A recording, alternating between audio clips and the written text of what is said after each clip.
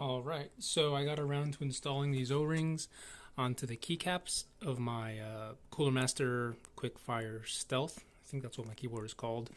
I got these O-rings off of eBay from a seller in Hong Kong who was selling a bag of, I don't know, 120 or something for 99 cents with free shipping. So, it's really hard to go wrong for that price. My camera's not really focusing too well here, but, I slipped the O-ring over the stem of the keycap, and I'm gonna try them out now. Do a little bit of a sound test. All right, so the H, J, K, and L keys have the O-ring on them, and no other keys do. So let's see how they sound here. Here we go.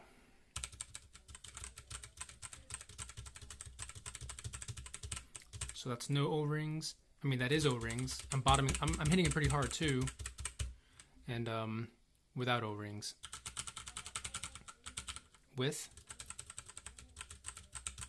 Without.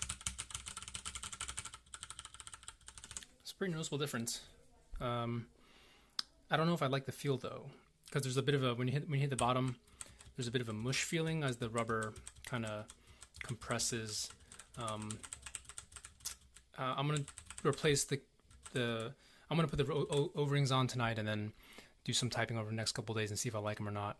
But these might come in more handy at in the office where a quieter keyboard is more important than at home.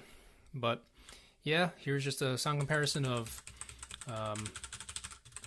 mechanical keyboard with O-rings and without O-rings.